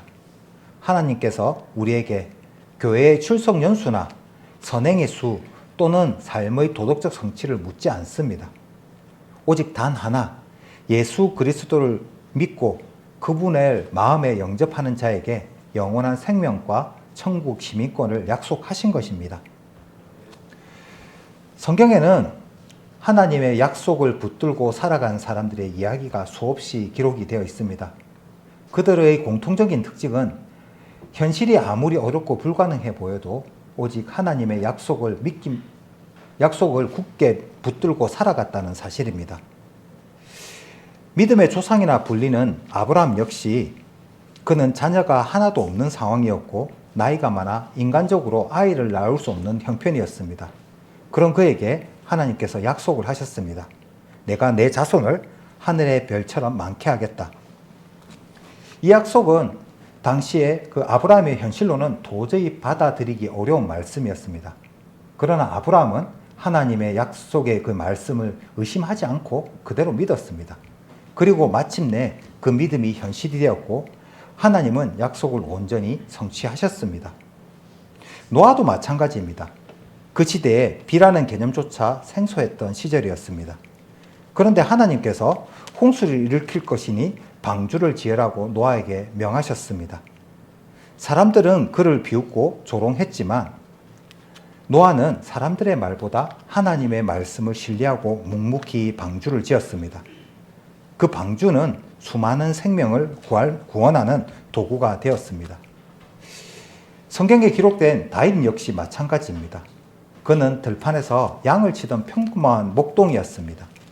그러나 하나님께서 그에게 너는 장차 이스라엘의 왕이 될 것이라고 말씀하셨습니다. 그러나 다윗의 삶을 보면 오히려 정반대였습니다. 다윗은 사울 왕의 위협을 피해 도망자의 삶을 살아야 했고 수많은 고난과 역경을 겪어야 했습니다. 그럼에도 불구하고 그는 하나님의 약속을 의심하지 않고 끝까지 붙들었습니다. 결국 하나님께서 그를 이스라엘 왕으로 높이 세우셨습니다. 이렇듯 성경에 기록된 믿음의 선진들은 모두 하나님의 약속을 현실보다 더 분명한 확신으로 믿었고 삶으로 증명해 보였습니다. 그리고 하나님께서는 그 약속을 끝까지 믿고 의지한 자들에게 믿음을 외면하지 않으시고 그들을 구원하시고 높여주셨습니다. 그런데 이러한 하나님의 약속은 아브라함이나 노아나 다윗에게만 주어진 것이 아닙니다. 지금 이 말씀을 듣고 있는 여러분 모두에게 동일하게 주어진 약속입니다. 하나님은 변함이 없으신 분이시고 신실하신 분이십니다. 하나님은 그 말씀하시는 바를 반드시 이루시는 분입니다. 그리고 하나님께서 그 약속하신 것은 지금 이 순간에도 이 자리에도 유효합니다. 여러분의 인생 가운데 가장 기뻤던 순간은 언제입니까? 좋은 대학에 합격했을 때입니까? 오래 앓던 병이 나았을 때입니까? 소망하던 직장에 취직을 했을 때입니까? 혹은 사랑하는 이와 결혼에 이르렀을 때입니까? 분명 이러한 순간들은 우리에게 큰 기쁨과 감격을 안겨주는 소중한 경험입니다. 그러나 그 기쁨이 과연 얼마나 지속이 되던가요? 대부분 잠시 스쳐 지나가고 맙니다. 기쁨은 오래가지 못하고 금세 새로운 걱정과 염려로 우리 마음을 차지하게 되고 설명할 수 없는 공허감이 다시 우리 마음을 뒤덮습니다. 하지만 구원의 기쁨은 다릅니다. 구원으로 말미암는 기쁨은 순간적인 감정이 아닙니다. 그 기쁨은 마르지 않는 샘물처럼 끊임없이 우리 마음에서 솟아나오고 그 기쁨은 우리에게 평안을 안겨주고 우리의 삶을 채워갑니다. 앞서 우리는 구원의 의미에 대해서 살펴보았습니다. 그럼에도 불구하고 여전히 구원을 단순히 천국의 입장권 정도로 여기시는 분들이 없으신지요? 심지어 오랜 신앙을 해온 많은 성도님들도 죽으면 천국에 가는 것이니까 지금 구원받았다는 것은 그저 천국행 티켓을 미리 받아놓은 것 뿐이라고 생각하는 분들도 계십니다. 물론 구원을 통해서 천국에 간다는 것은 실로 귀한 열매입니다. 그러나 복음의 본질은 그보다 훨씬 더 깊고 본질적인 의미를 담고 있습니다. 구원이란 하나님과의 관계가 끊어진 그 관계를 회복하는 사건입니다. 죄로 단절되었던 인간과 하나님 사이의 그 관계를 예수 그리스도의 십자가가 그 희생을 통해서 우리를 다시 이어주는 것입니다. 이것이 곧 구원입니다. 영적으로 단절되었던 생명의 줄이 다시 이어지고 우리는 하나님의 품으로 돌아오는 것입니다. 요한복음 14장 말씀을 찾도록 하겠습니다.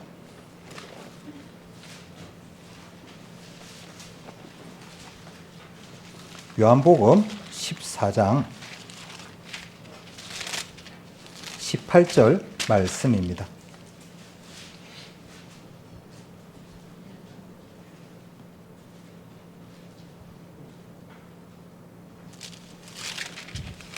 이 구절도 찾으셨으면 다 함께 읽도록 하겠습니다. 내가 너희를 고아와 같이 버려두지 아니하고 너희에게로 오리라. 이 말씀은 우리 마음에 깊은 위로를 해줍니다.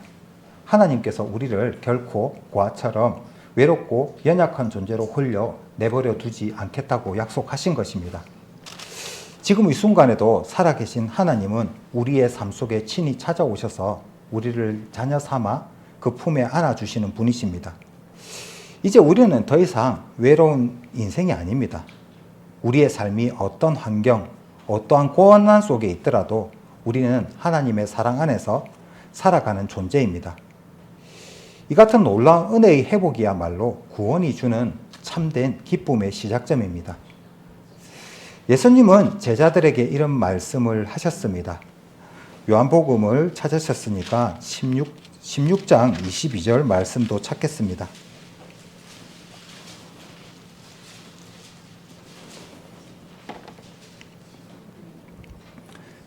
요한복음 16장 22절 말씀입니다. 이 구절도 함께 읽겠습니다. 지금은 너희가 근심하나 내가 다시 너희를 보리니 너희 마음이 기쁠 것이요 너희 기쁨을 빼앗을 자가 없느니라. 아멘. 여러분, 과연 이 세상에 이런 기쁨이 가능할까요? 우리가 흔히 경험하는 세상의 기쁨은 매우 일시적입니다. 재산이 많아도 건강을 누려도 원하는 것을 성취해도 그 기쁨은 오래 가지 않습니다. 잠깐의 기쁨 뒤에 또 다른 걱정과 염려가 찾아오고 불안이 밀려오기 마련입니다. 그러나 예수님께서 주시는 기쁨은 근본부터가 다릅니다. 그 기쁨은 환경에 따라 결코 흔들리지 않습니다. 우리의 감정이 요동친다고 해도 그 기쁨은 사라지지 않습니다. 왜냐하면 그 기쁨은 지금 하나님께서 내 안에 계시다는 확신에서 비롯된 기쁨이기 때문입니다. 하나님께서 나를 떠나지 않으시고 언제나 나를 사랑하시고 나의 삶에 친히 인도하고 계신다는 그 기쁨에서 있다면 그 믿음은 마음 깊은 곳에서 샘솟는 기쁨이 되어서 우리 안에 끊임없이 흘러나오게 됩니다. 그래서 믿음에 있는 사람들은 이런 고백이 가능해지는 것입니다. 병이 나아도 기쁩니다. 병이 낫지 않아도 기쁩니다. 풍족해도 기쁘고 가난해도 기쁩니다. 삶의 모든 순간이 감사로 넘쳐날 수 있고 심지어 죽음을 앞에 두고도 그 기쁨은 빼앗기지 않습니다. 이것이 바로 세상이 줄 수 없는 오직 하나님만이 주실 수 있는 구원의 기쁨입니다. 그 기쁨이 세상 어떤 것과도 비교할 수 없고 어떤 고난이나 절망이 오더라도 그 기쁨을 우리에게서 빼앗을 수 없습니다. 영혼 깊은 곳에서 흘러나오는 평안과 기쁨이 바로 복음의 능력이며 구원의 실제입니다. 혹시 여러분들 중에 누군가의 권유로 이 자리에 오신 분이 계신가요? 이 시간을 함께 하자고 초대받은 이유는 단순히 교회를 다녀보라고 권유한 것이 아닙니다. 그보다 더 중요한 것은 바로 이 구원이 주는 기쁨을 여러분과 함께 나누고 싶어서입니다.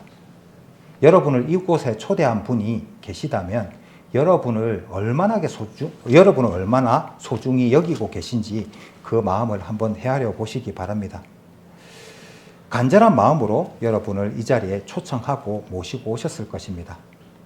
이 진리의 여정이 끝나고 나면 그분께 이렇게 귀한 자리에 초대해 주셔서 고맙다라고 인사의 말씀을 건네보시기 바랍니다.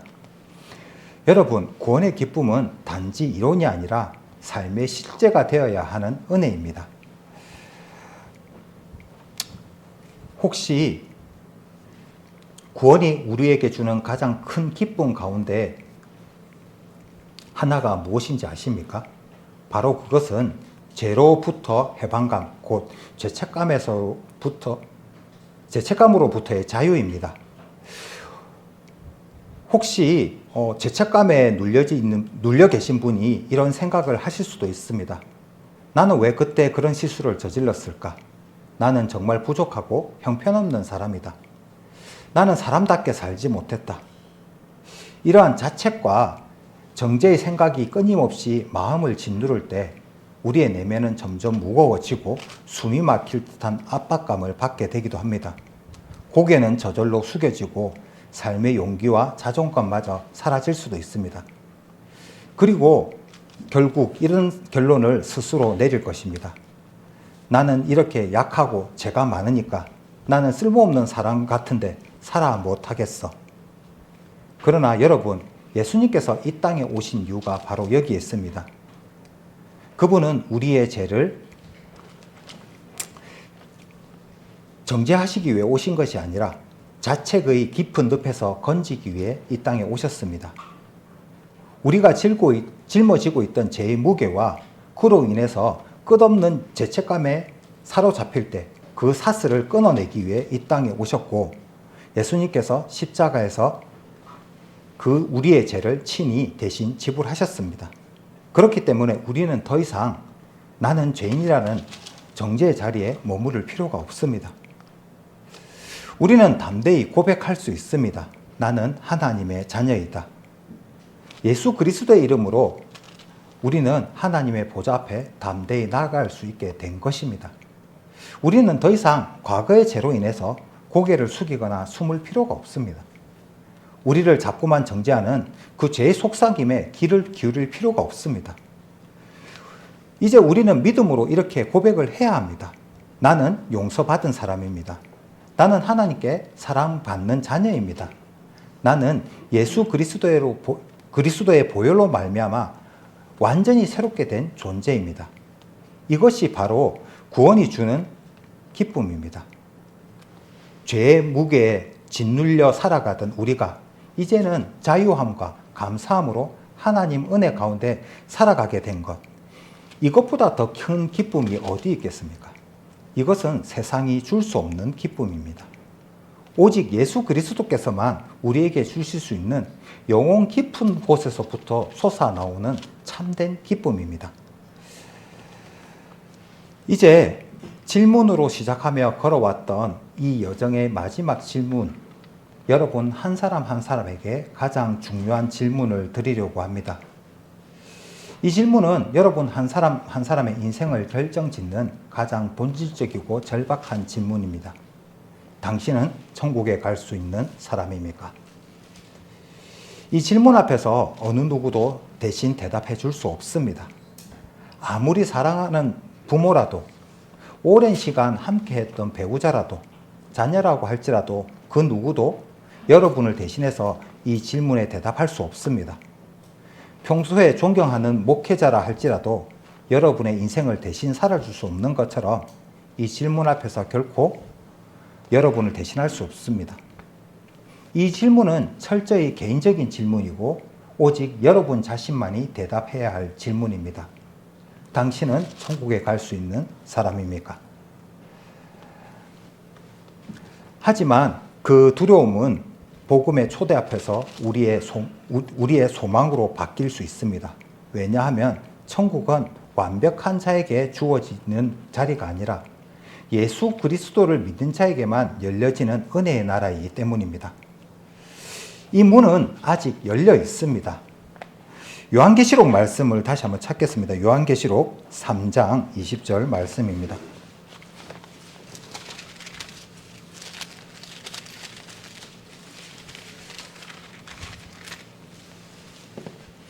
요한계시록 3장 20절 말씀입니다.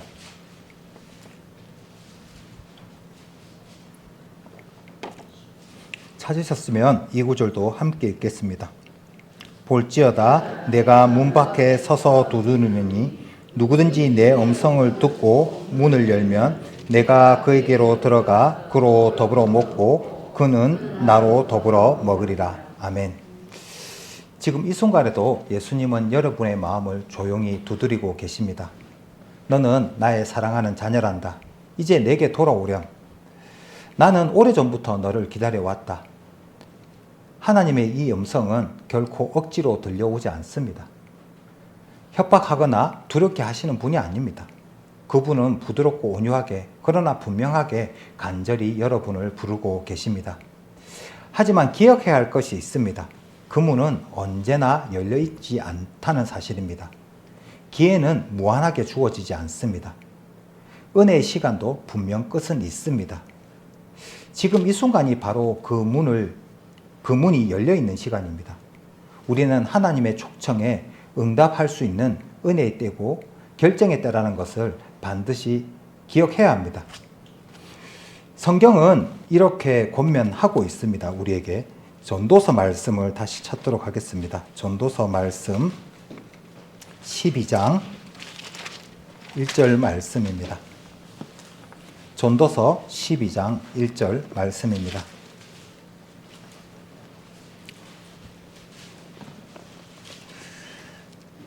이 구절도 찾으셨으면 함께 같이 읽도록 하겠습니다.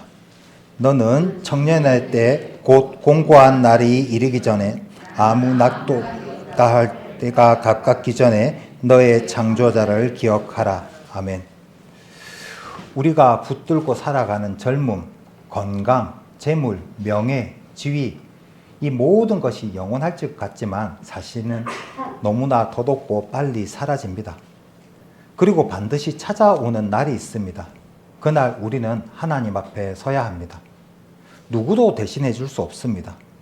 부모도, 자녀도, 배우자도, 친구도, 심지어 목사님도 그 자리에 대신 설 수 없습니다. 오직 그날 나 혼자 하나님 앞에 서는 날입니다. 그리고 그때는 결정의 시간이 아니라 심판의 시간입니다. 더 이상의 선택의 여지가 없습니다. 그렇기 때문에 성경은 오늘도 우리에게 이렇게 강력하게 외치고 있습니다. 보라, 지금은 은혜를 받을 만한 때요. 보라, 구원의 날이로다. 여러분, 그날은 내일이 아니라 오늘이 바로 그날입니다. 지금 이 순간은 결단을 해야 될 시간입니다. 그 결단을 미뤄서는 안 됩니다. 주님의 문은 아직 열려 있지만 그 문이 영원히 열려 있지는 않습니다. 내일은 우리의 것이 아닙니다. 오늘이야말로 하나님 앞에 마음을 열고 응답하고 결정해야 할 날입니다. 혹시 5일 동안 진리의 여정을 함께 하면서 이런 마음이 드신 분이 계신가요? 저도 천국에 가고 싶습니다. 예수님을 믿고 싶습니다. 하나님께 대해 더 알고 싶습니다.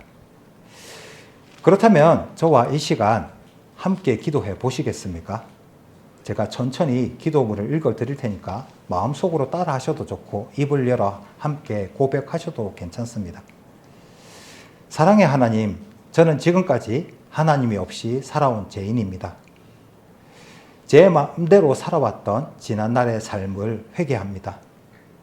이제 예수님께서 저의 죄를 대신해 십자가에 죽으시고 다시 살아났다는 사실을 믿습니다. 예수님, 이제 제 마음에 오셔서 저의 주님, 저의 구원자가 되어 주십시오. 저의 죄를 용서하시고 오늘 이 순간부터 영원한 생명을 누리는 하나님의 자녀로 살 수 있도록 도와주십시오. 예수님의 이름으로 기도드립니다. 아멘. 여러분, 우리는 누군가 언젠가 반드시 죽음을 맞이하는 날을 우리에게 찾아옵니다. 그날은 언제일지 어느 누구도 알 수는 없습니다. 그리고 그 순간 우리는 이 땅에서 애써 쌓아 올렸던 성공과 명예, 재물은 한순간 의미 없는 것이 되는 것을 목도할 것입니다. 그래서 전도서의 기자는 이렇게 고백을 하고 있습니다. 헛되고 헛되니 모든 것이 헛되도다. 그렇습니다. 하나님이 없이 살아온 우리의 인생, 예수님을 모른 채 우리가 이 세상을 떠나게 된다면 그것은 결국 헛된 인생이 되고 마는 것입니다. 그러나 여러분, 예수님 안에 있는 인생은 결코 헛된 것이 아닙니다. 예수님은 죽음을 이기신 분이시고 우리를 위해 영원한 생명을 예비해 놓으신 분입니다. 그리고 지금 이 순간 예수님은 여러분을 천국으로 초청하고 계십니다. 혹시 이런 생각이 들지 않습니까? 내일 결정해도 되겠지. 조금만 더 생각해보고 결정해도 되겠지. 그러나 기억하십시오. 내일은 아무도 장담할 수가 없습니다. 성경은 분명히 말씀하고 있습니다. 오늘이 그 은혜를 받을 만한 때고 구원의 날이라고 말입니다. 바로 오늘이 그 날입니다. 여러분에게 오늘 결정의 날이 되기를 원합니다. 지금 이 순간 하나님의 초청에 응답할 수 있는 은혜의 시간이라는 것을 꼭 기억하시기 바랍니다. 혹시 지금 마음속에 하나님께로 돌아가고 싶습니다. 예수님을 믿고 싶습니다라는 마음이 조금이라도 드신다면 그것은 성령 하나님께서 여러분을 부르고 계신 증거입니다. 조금 전에 함께 드렸던 결단의 기도를 같이 마음으로 고백을 하셨다면 여러분은 이미 하나님의 자녀가 되셨고 천국의 시민권을 소유한 자가 되셨습니다. 이제 새로운 인생이 우리 앞에 시작이 된 것입니다. 예수님과 동행하는 믿음의 길을 여러분은 걸어가야 하고 그 길이 여러분 앞에 열려 있습니다. 오늘의 결단을 결코 잊지 마십시오. 지금 이 순간이 여러분의 인생의 전환점이 되기를 바랍니다. 그리고 꼭 가까운 교회를 찾으시기 바랍니다. 하나님의 말씀을 배우고 함께 기도하고 믿음의 공동체 안에서 자라가야 하는 것이 또 하나의 우리의 삶입니다. 여러분 한 분 한 분을 하나님께서 기억하시고 사랑하시고 귀한 자녀로 부르고 있다는 사실을 꼭 기억하십시오. 하나님은 여러분의 한 분 한 분의 이름을 기억하시고 여러분과 깊은 관계를 맺기를 원하십니다. 지난 5일 동안 이 진리를 찾는 여정을 함께 걸어주셔서 진심으로 감사드립니다. 이 여정을 통해 진리를 발견하셨다면 그 진리이신 예수님을 꼭 붙들고 살아가시기를 간곡히 부탁드리겠습니다. 이번 진리를 찾는 여정을 위해서 보이지 않는 곳에서 수고하고 힘이 되어주신 성도님께 주님의 크신 은혜와 축복이 함께 임하기를 기도하겠습니다. 또한 유튜브로도 함께 해주신 모든 분께 진심으로 감사를 드립니다. 저희 교회 문은 언제든지 열려 있습니다. 집으로 돌아가신 후에 혹시 하나님에 대해서 더 알고 싶고 예수님에 대해서 궁금한 점이 있으시면 언제든지 연락을 주십시오. 부담 갖지 마시고 문을 두드려 주시면 기꺼이 함께 하겠습니다. 마지막으로 5일 동안 진짜 이 여정을 위해 함께 걸어오신 여러분들 정말 수고 많이 하셨습니다. 하나님께서 여러분의 오늘 이 걸음들을 기억하시고 꼭 축복해 주시기를 저 또한 기도하겠습니다. 평안히 돌아가시고 주님의 사랑이 늘 여러분 안에 평안하시기를 바랍니다. 감사합니다.